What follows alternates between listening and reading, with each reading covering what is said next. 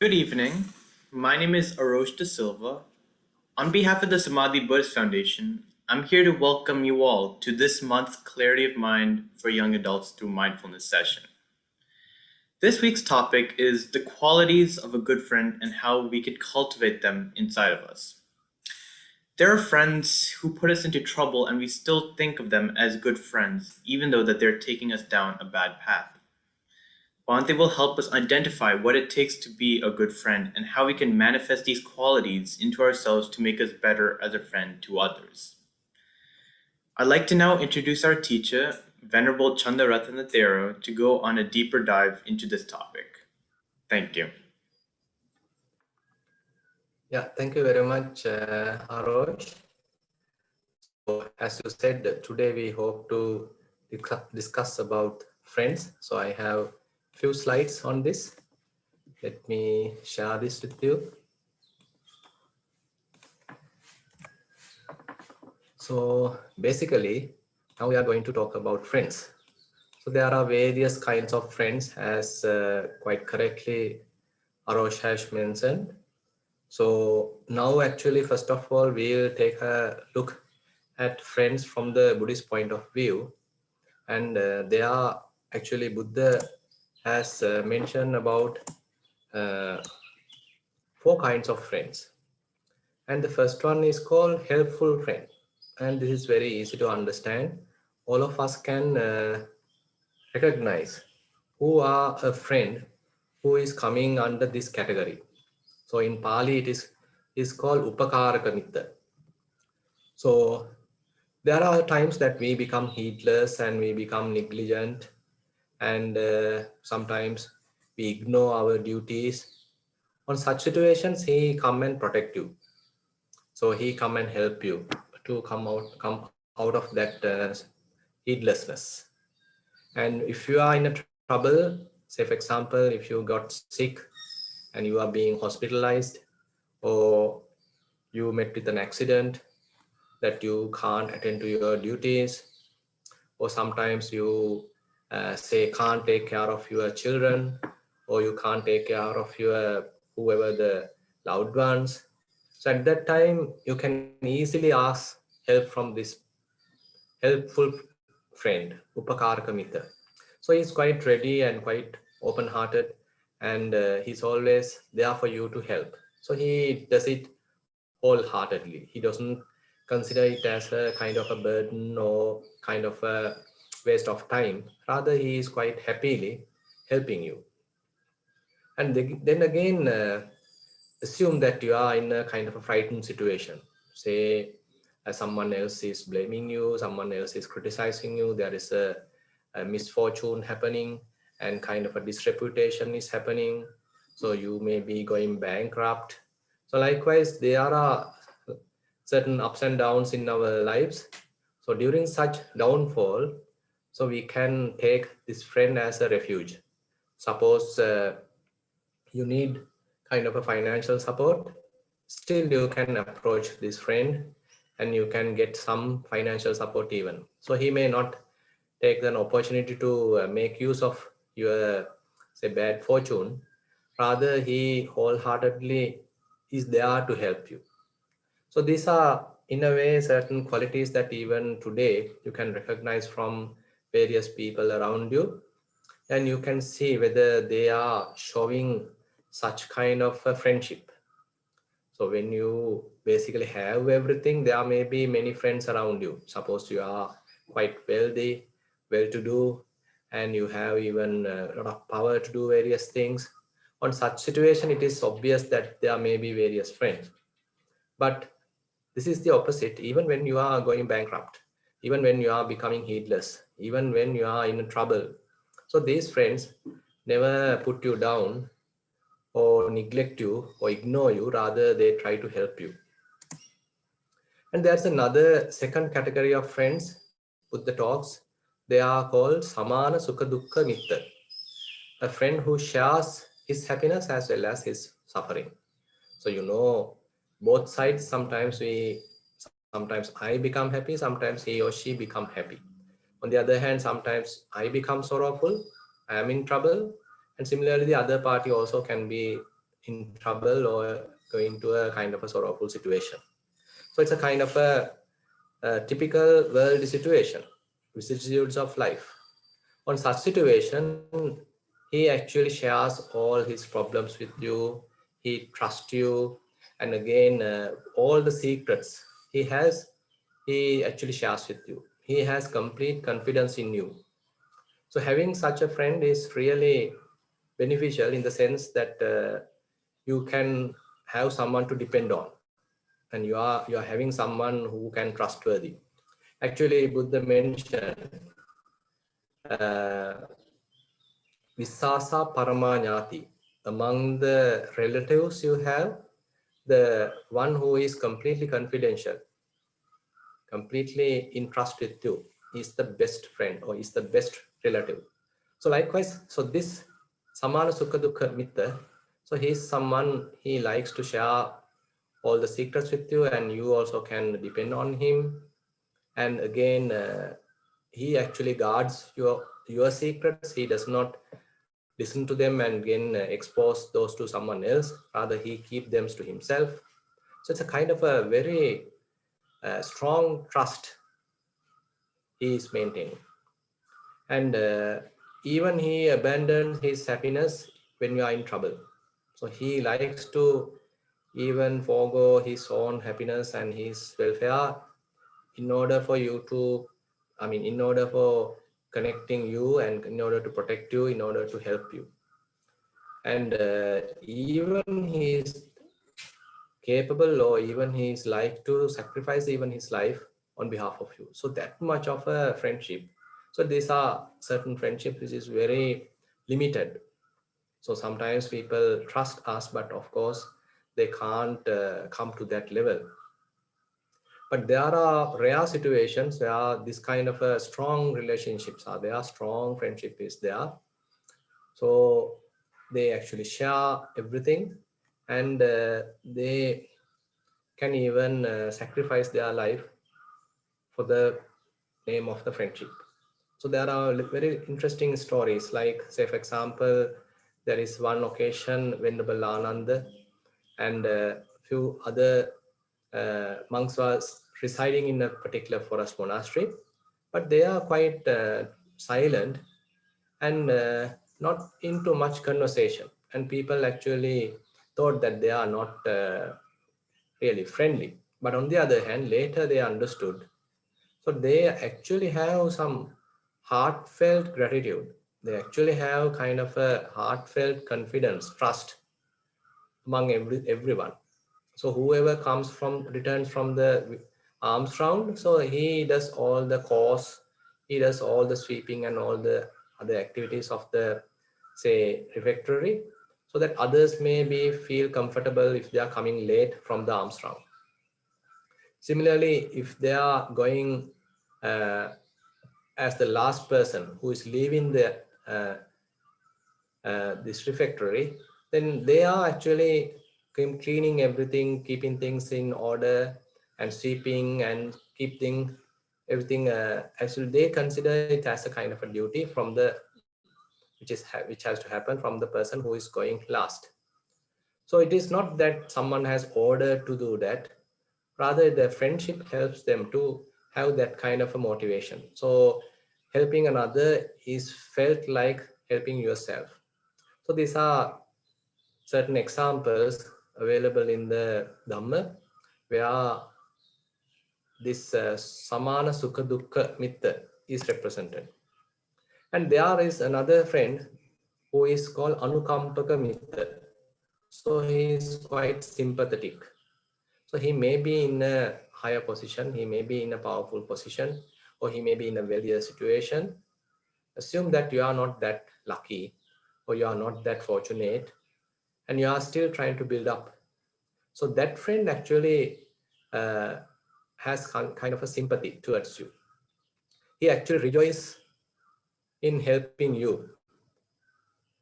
On the other hand, he does not rejoice when you are in a misfortune. Rather, he is rejoicing when by helping you. When you are able to come out of a bad situation, he actually rejoices. So when you are in a good fortune, he rejoices.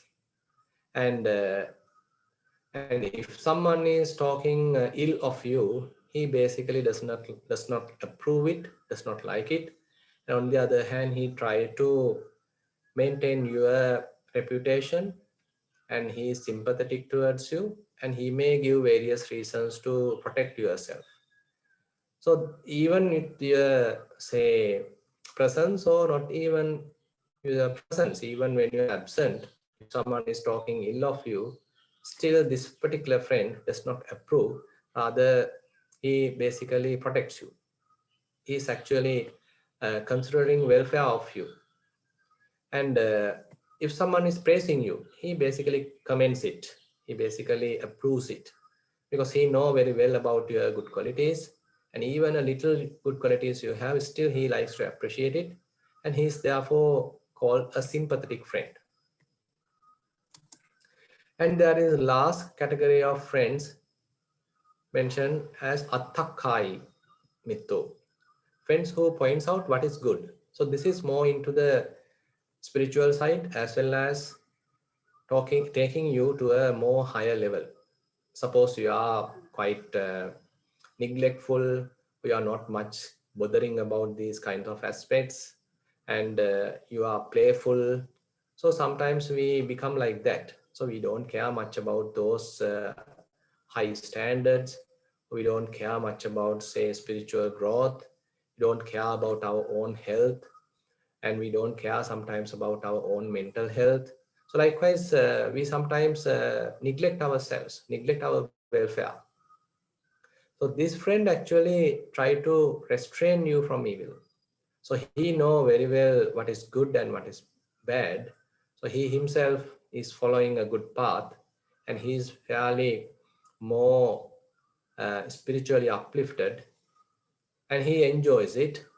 And he also, rather than keeping things to himself, he likes to motivate others on the same path. So this is where the Buddha stands, where he himself has become enlightened. So rather than keeping things to himself, so he like to see that many others are also realizing what he has realized.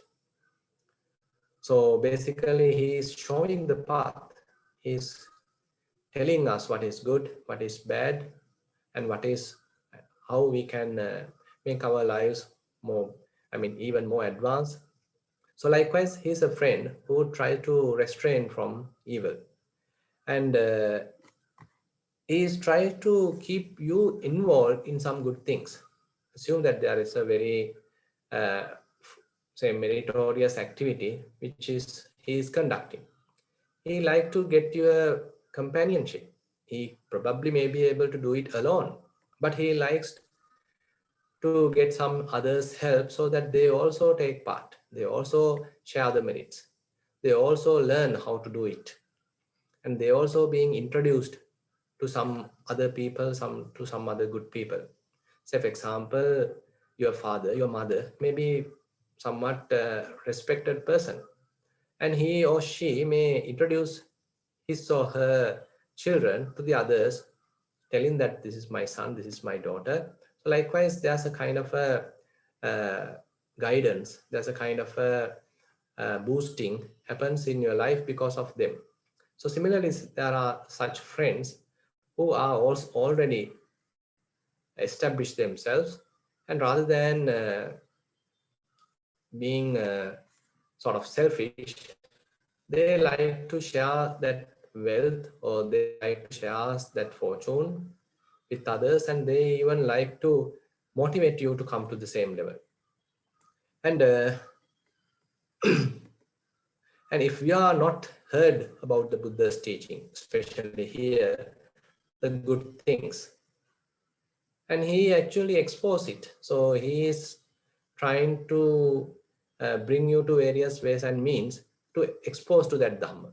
So as you know, uh, after Buddha become enlightened, so he got 60 arahants, and basically he is now has ordered these arahants to go everywhere, go in various directions, and to spread Dhamma. So these individual arahants now become a spiritual friend. So therefore, spiritual friendship is, in a way, Buddha mentioned, is the whole of the Buddha's dispensation. In one occasion, Venerable Ananda actually have a kind of a good reflection, and he recognized spiritual friendship is extremely important, and therefore he went to the Buddha and he make a comment. Bante, I feel this spiritual friendship is almost like half of this complete dispensation. Then Buddha say, no, Ananda, it is not. It is not the half of the whole spiritual life. Rather, the whole of the spiritual life is depending on this spiritual friendship. Because there should be someone who has already gone some far, and then he only can properly guide us. So that is the Buddha. So Buddha has basically went through all the troubles and he overcome all the difficulties, obstacles, and he recognized the correct path. So actually it is not the kind of a random action or kind of a random revelation. Rather, he went through all the troubles. There are many suttas explaining what are the various difficulties that Buddha went through as a bodhisattva, the Buddha to be, and he strived hard in order to find the correct path. Now, once he has realized the correct path, and once he has become enlightened by following that correct path, so then actually he informs that correct path to the others. He preaches that correct path to the others. He reveals that correct path to the others. So then others also can follow. And he is sort of steady, and he already was able to convince others because he is in a steady position, and he is now encouraging others also to follow the same path. So similarly, there are such friends who are fairly achieved, and they, rather than keeping that achievement to themselves, they encourage others also to come to the same position. Now there are certain people who have become economically fairly high, so they also have gone through a lot of hardships, but once they become successful, so they actually like to share that success story with others. So they don't want to simply keep that story to themselves and to become sort of stingy. Rather, they like to share their experiences, and they explain how they have overcome certain problems and how others also can follow suit. And so likewise, they like to advise, they like to share their experiences, how they have overcome certain difficulties, so that others also in a better position to even to come to that level and even surpass that level. They don't worry about that, maintaining that their position, or someone else may override me. So because they themselves are quite confident that they are in the correct path. And here actually, from the point of view of a mundane level, so it is mentioned that he points out to you the path to heaven. So that is one level. But on the other hand, rather than to restricting to the heaven, so the Buddha's teaching help us even go beyond that, because the heavenly existence, even the human existence is quite temporary, and we never know when things collapse, when hardships happen, and even one become a celestial being, so that self is impermanent. So there are many stories telling that how they was frightened as they are approaching their death, and their fortune is quite short lived in that sense, and after they pass away, even they can probably go to the hell, not to the heaven, rather they can even drop to the hell. So that kind of a vulnerability is there.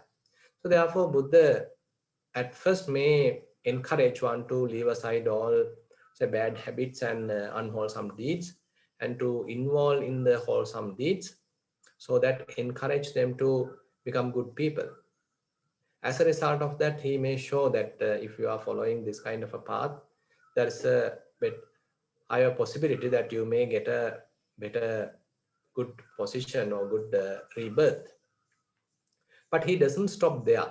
So he even encourage you to go beyond that, because all those kind of various states of existence, he say, is quite temporary, and there is a risk while being there that you can even come back or drop to lower situations. So therefore, he is encouraging us to have a kind of a lasting and irreversible kind of a progress.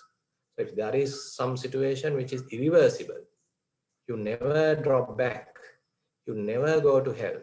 So that is something that is really admirable, because you are quite confident that now in this whole sansara, I may never drop into a hell situation.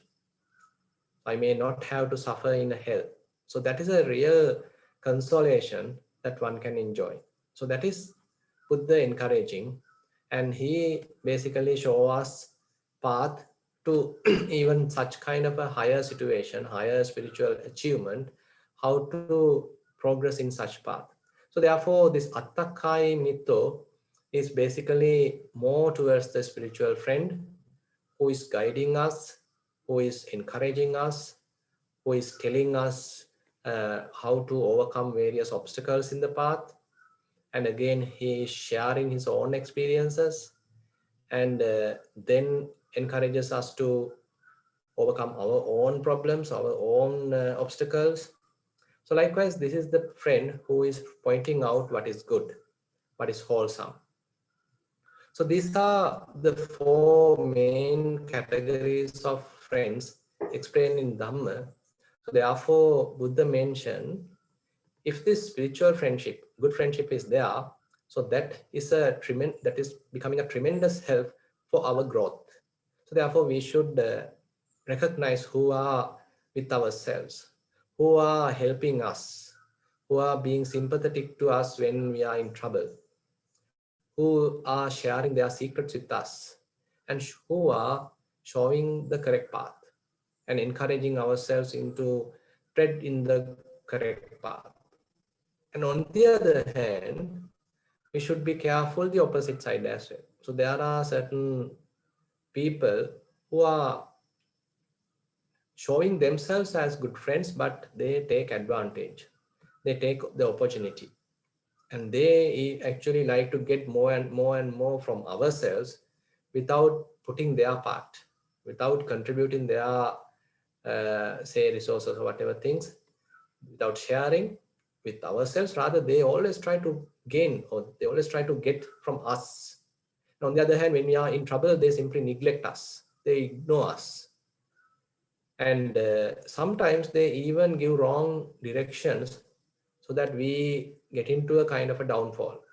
So therefore, it's very difficult sometimes to recognize who are the good friends. So these instructions given by the Buddha appear like a kind of a standard, appear kind of a measurement, a criterion for us to recognize who are the good friends and who are not the good friends, who are uh, actually trying to cheat us. By recognizing that, actually, we can carefully understand who are the really good friends. So we can maintain that good friendship.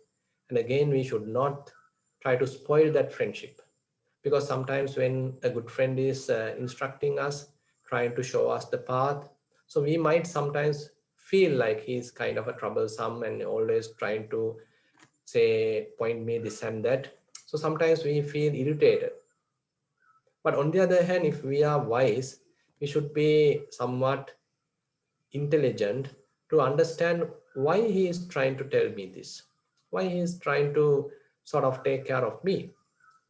What is the advantage that he is trying to get from that? So if we understand that there is no any kind of an advantage for him by telling that this is the good thing, this is the bad thing, you just should follow these things like that, if someone is instructing us. So if we understand that there is no gain for him, rather he is trying to help us. So therefore, sometimes Buddha mentioned the good friend who is instructing us like that is a person who is showing us a treasure. Suppose you are with some faults, say you have some shortcomings, so that you have some bad habits, and you may be ignorant about them. You don't have noticed those faults within you, but someone else has noticed it. A good friend has noticed it. So he approached you and pointing out you. So you did something wrong. So please don't do it again. Please try to correct yourself. You are doing something bad. Please don't do it. That you are going to suffer from this. Your parents are going to suffer from this. Your children are going to suffer from this. So please don't do it. So likewise, someone may sometimes instruct us. On that time, we should be humble to recognize that good person, and again humble enough to accept that advice, because otherwise what happens is we are simply continuing our wrongdoing and ultimately get into a big trouble. So therefore Buddha mentioned such a friend who is showing us our own shortcomings, our own mistakes, is a person that showing us kind of a treasure. Otherwise we simply continue our bad habit, continue to do wrong deeds, and we get into big trouble.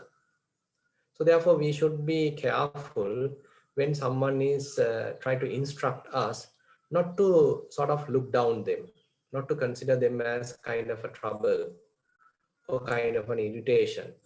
Rather, we should reflect in ourselves why this person has some concern about me, why he is trying to instruct me. Is there any benefit for them? Or are they doing it wholeheartedly? Are they doing it in a selfless manner? So if we recognize, yes, they are doing it wholeheartedly, they are doing it just recognizing the well-being of myself, then we better become humble and accept that advice and correct ourselves and proceed in the correct path. So likewise, there are a lot of points that we have to understand. So when we are maintaining such kind of a relationship, because if someone is instructing us again and again and we can constantly ignoring it, we simply maintain our own adamant kind of a situation, then ultimately they simply leave us. So they also feel sort of useless to advise us. So then they simply leave us. So we should not allow that to happen. The first time they may advise, probably we may ignore. But second time also they probably come approach us and tell us.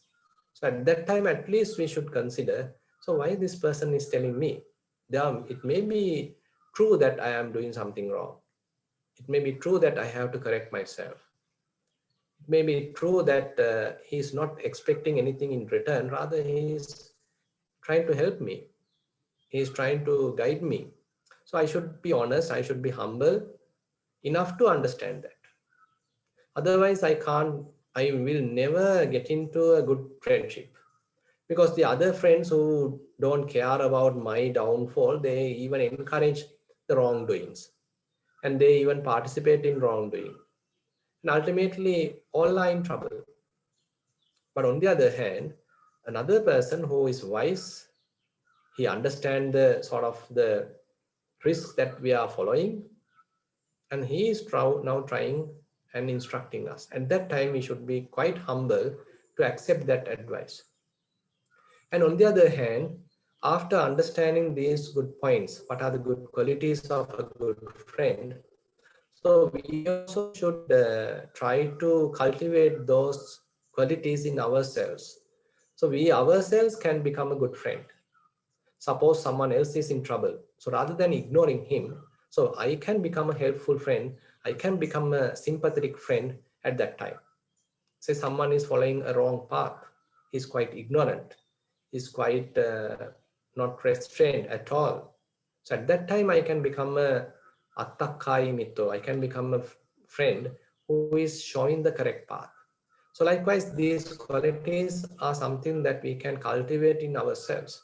So therefore, Buddha gives us guidance in this kind of a good friendship, which is quite beneficial to all of us. So with that, I like to conclude today's short sermon. And now we can actually get on to the next item. Maybe Arosh can announce what is the next item. We will be having a short meditation session, and then soon afterward, we will be having a Q&A session. Yeah, fine. So then let's start to have a short guided sitting. May you sit in a comfortable position. Try to adjust your posture.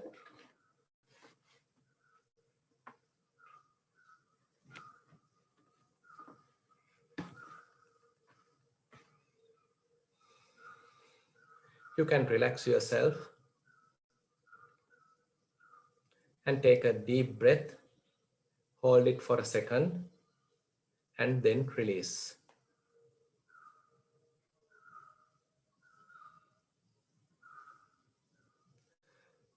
And don't keep your body sort of rigid.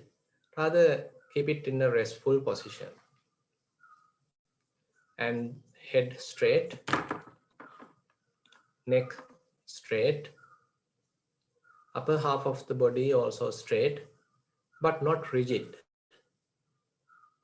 And you are not holding your shoulders forcefully or fretfully, but they are in a quite restful position. Your arms may be resting on your lap or maybe on the table. They are also quite relaxed.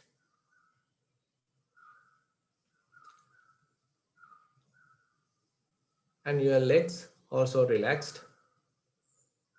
All the muscles, calf muscles are also relaxed.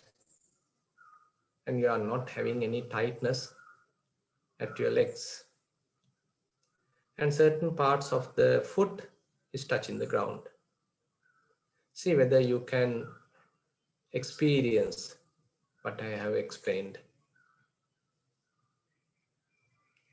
So you have some sort of a feeling at ease.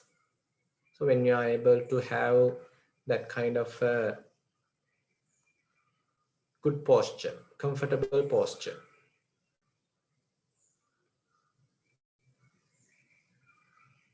So now we are not standing, we are not walking, we are not lying down. Rather, we are in a comfortable sitting position. So we can appreciate this comfort. So now I am not suffering from any kind of ailment. I am not suffering from any kind of pain. So the body is somewhat comfortable. So we can appreciate that. So there are maybe others who are really suffering, but I am not. I'm enjoying some good health. I can appreciate that. And the body also feeling comfortable, quite relaxed. And my eyes are gently closed. Lips are gently touching. And the tongue stays at the root, not pressurizing the teeth or gums.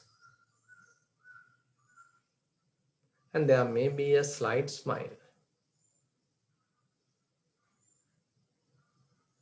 The whole face feeling relaxed.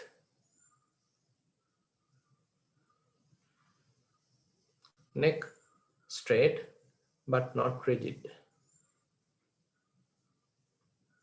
Shoulders in a restful position. Arms are resting. Upper half of the body straight. And probably you can feel the heart vibration. See whether you can recognize heart vibration. You can maintain your mindfulness closer to the heart, rib bones, and probably you can understand how heart is vibrating.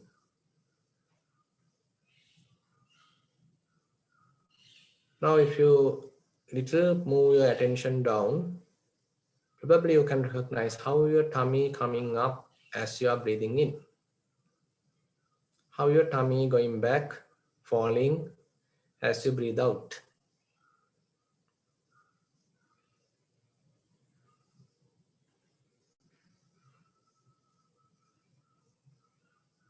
So it is very ordinary experience. So usually we ignore all these experiences. But now we are trying to give some value to these ordinary experiences. We are not ignoring them. We are trying to comprehend all these simple, ordinary experiences. So we are refining our attention to recognize these experiences.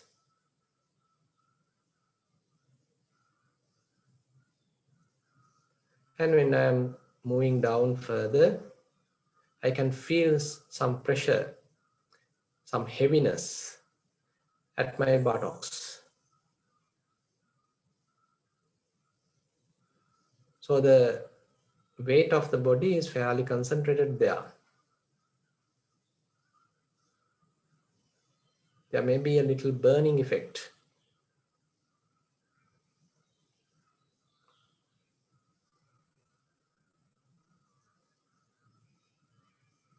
The upper legs are relaxed, lower legs are relaxed, and the soles are touching the ground.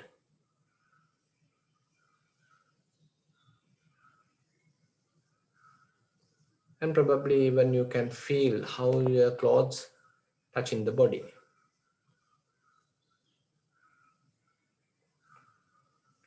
There may be slight sounds coming from outside. So we don't need to get irritated. We don't need to resist them. We can have a very open mind which can accept anything. Maybe birds chirping, maybe sounds of vehicles. So many things are there. So I can include them in the practice. So they come and go. They don't stay.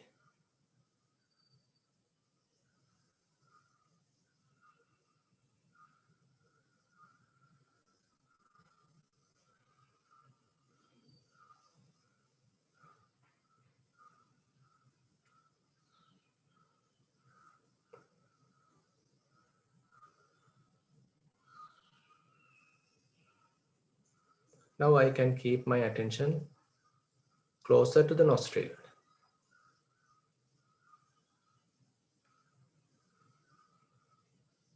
So trying to maintain attention there without moving. So as we are maintaining attention there steadily, we can recognize how in-breath happens. When it is passing ourselves, then we understand, okay, this is the in-breath. When the airflow happens the outside, the opposite direction, we understand this is the out-breath. So simple.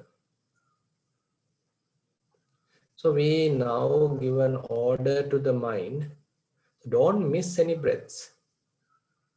So if you are going outside, if you get distracted, if you move to the past or to the future, during that time, many breaths might happen unnoticed. You may not be aware of them. You miss them. So don't do that. Try to recognize, try to comprehend all the in-breaths, all the out-breaths. So that is the task. That is the duty.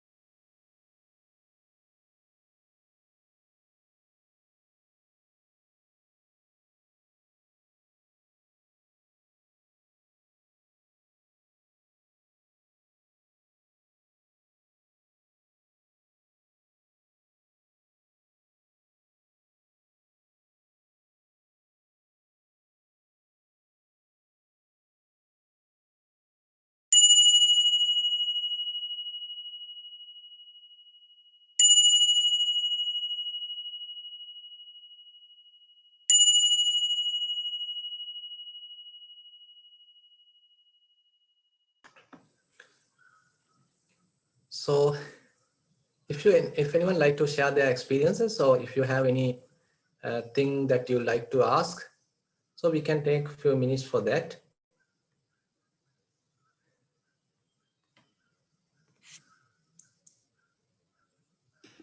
And Bante, I've got a question myself about like the guided sitting.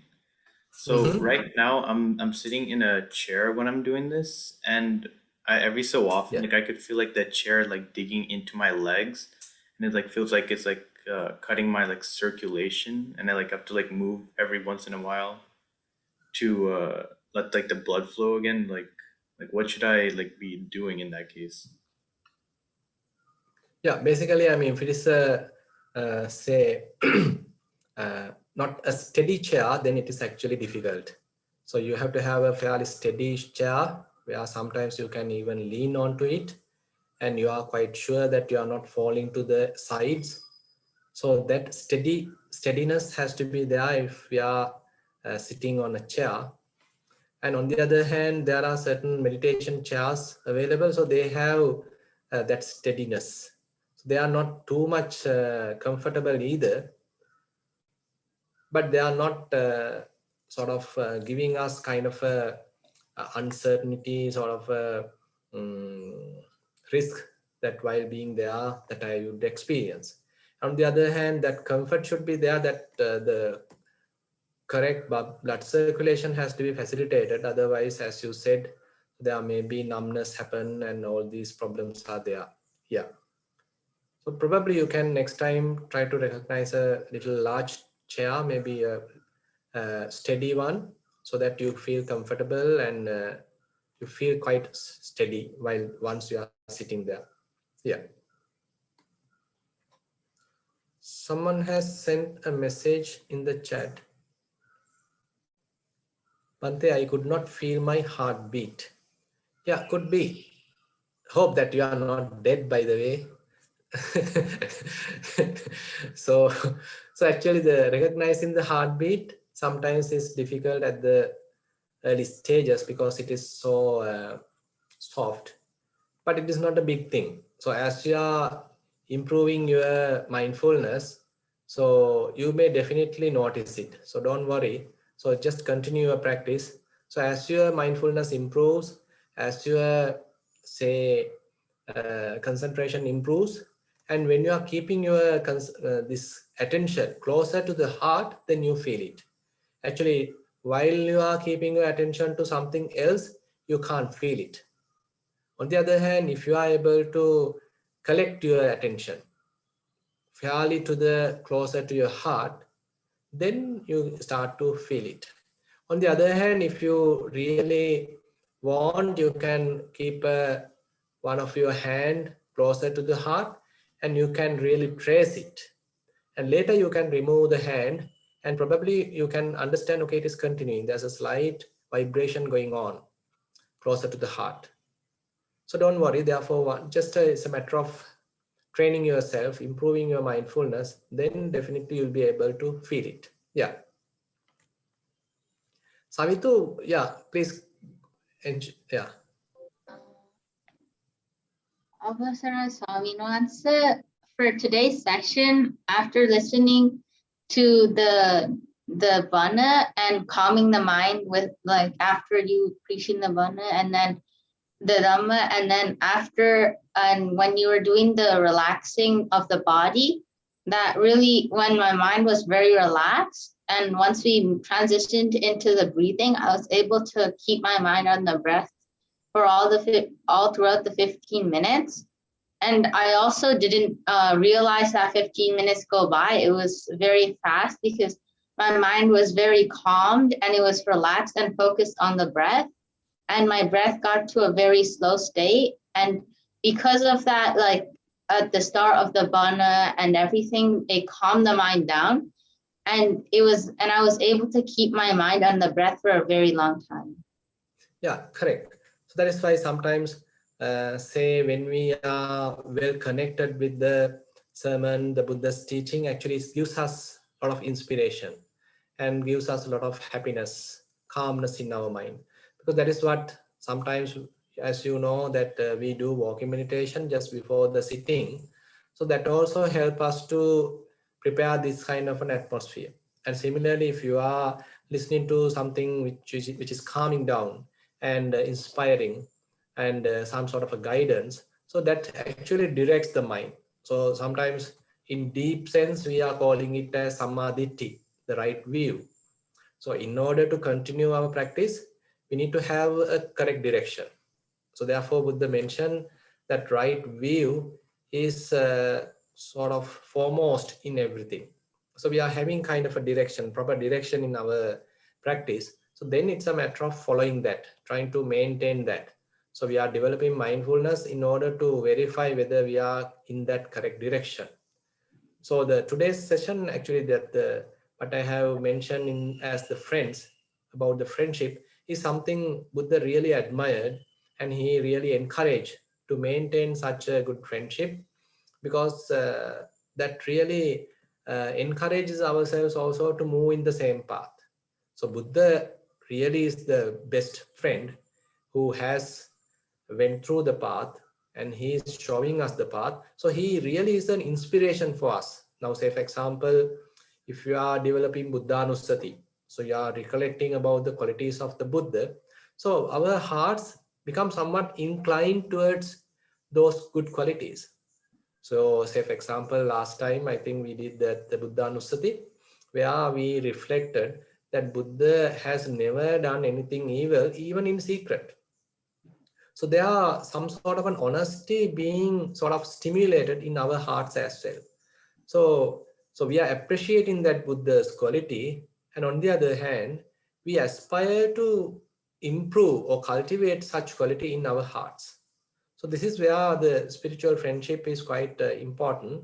So another person, when he's say practicing, and that actually inspires us. Now say for example, during the whole session, when you see someone is very calm and peacefully meditating, and if your mind is restless, and if you open your eyes and see that someone else is quite steady and he's calm and peaceful, and you also get an inspiration, okay, ignore all these restless distractions, come back to the present moment, let me also become calm.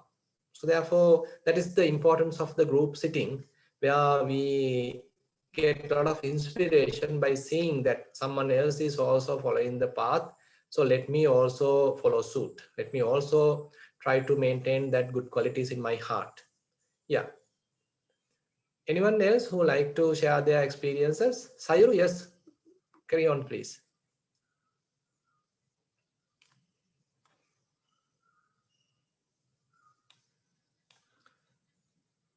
Sayuru, can you want to share something, but I don't know whether you can't unmute your mic.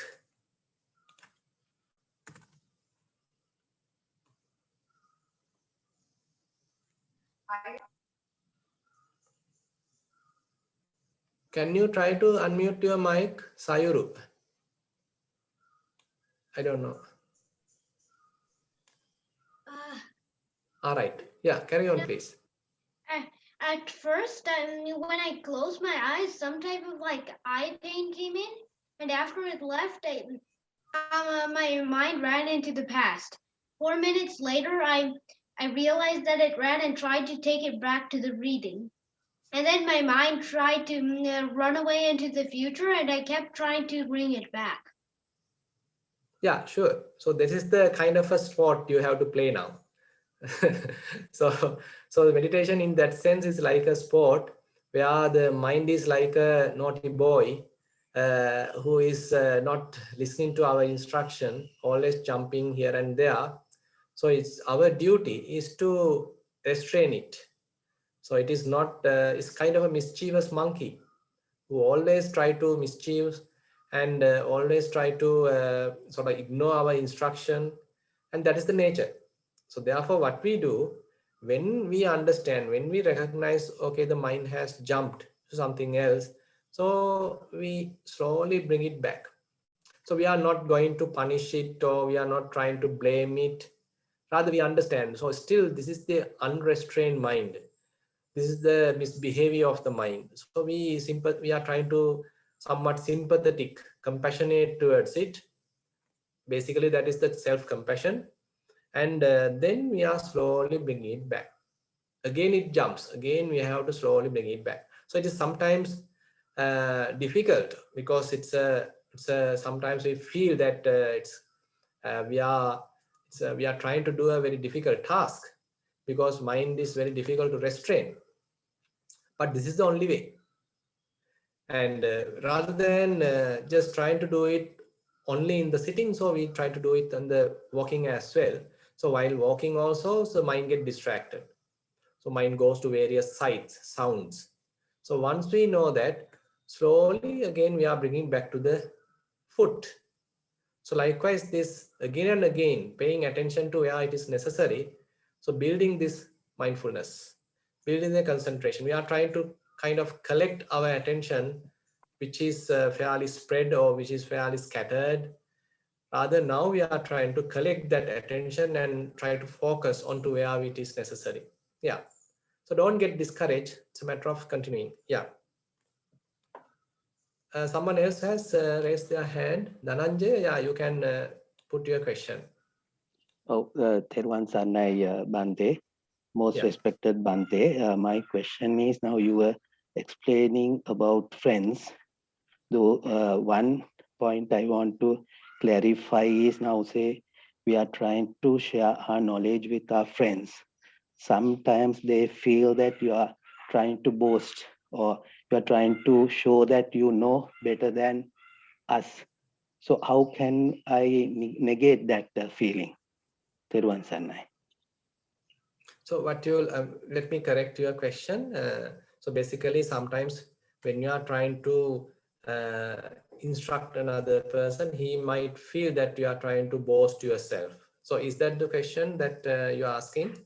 And also he might think that I'm trying to show him that Yes. I know better than him, kind of. Yes, yes. So it can happen. Yeah, true. So actually, in that sense, we also should wait till the opportunity arises. So we should not try to persuade another person just because we get a kind of say impulse. So we should wait till the right time happens. So therefore, Buddha mentioned, even if you have something correct to mention, so recognize the correct time. So when he is in a good mood, when are you in a good companionship, when you both are in down to earth kind of a situation, then there is less opportunity for him to feel that you are trying to show off, you are trying to show that you are better than me. So like that, because he know very well I am already connected, you both are now in a same level, but you are now taking the opportunity to instruct the other person. So it's a kind of a heart to heart kind of a connection, and you are trying to instruct him, not that in a higher position, say it is not that you are in a sort of a conceited level and try to instruct the other person, but you also in the same level, come to the same ground level as the other person, but you are instructing, but you are trying to show the path. So I am doing something like this, I have no any kind of agenda here, so why don't you follow the same thing? So it is really beneficial to me. So then he may understand it's a kind of a genuine request. It's a kind of a sympathetic and so instruction that you are trying to give. So he may consider in that situation. So therefore, when we are instructing, we should wait till the right opportunity happens. So this is what I feel. I don't know whether I answered you enough. You answered me very well, Bante, Thiruvan Sannai. Yeah, Thero Sannai.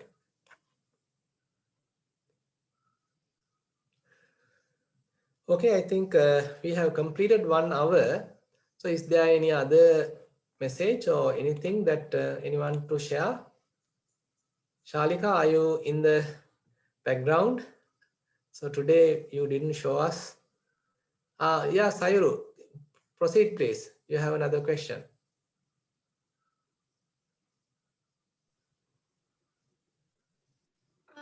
Yeah, now you can talk.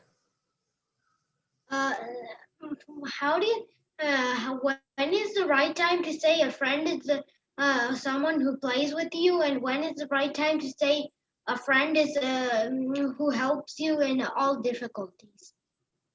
So that is where, say, you are daily activities that you are involving. Say you are living your life. At that time, there are some difficult situations that you are facing. At that time, you can recognize who is really coming and helping me. So there are, I mean, say for example, at your college, there may be, say, 10 friends around you. Suppose now, due to some reason, you get sick. Now you can't do anything yourself, and you are in a bad situation. And at that time, among those 10 friends, there may be only 3, 4 come and help you. All the others sometimes ignore you. So they have their own business, but they don't have enough time for you. But there are few who actually takes care of you. They may come and check whether you are doing well. They may see whether everything is good for you. They may check whether you have taken the correct medicine. So likewise, there are such friends who are coming and being with you when you are in a trouble. So at that time, really you can understand, okay, they are the real good friends. So therefore, these say difficult situations that we come across in our lives helps us to understand those good friends. Yeah. I'm basically trying to ask, where is the line between playmate and friend? Yeah.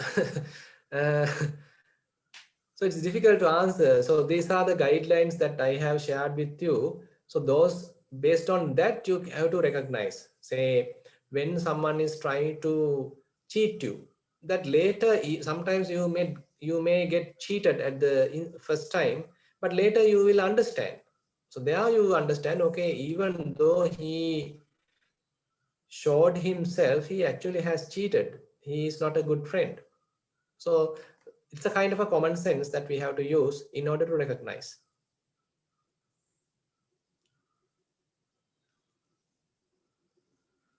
Okay, I think we have spent almost 1 hour. So if there is no any other question, we can wind up the session. So Arosh, you have anything to say? I would like to thank everyone for joining us today, and I hope you learned what it takes to be like a good friend and have these qualities in yourself. And I'd like to thank Bante for giving us insight. I hope to see everyone in about 2 weeks in our spiritual family night, which is going to be on July 9th at 9 p.m. EST. And again, thank you all for joining and have a wonderful weekend. Yeah, Thero Sarnai. Everyone's having nice time. Everyone's Bante. Yeah, Thero Sarnai. Everyone's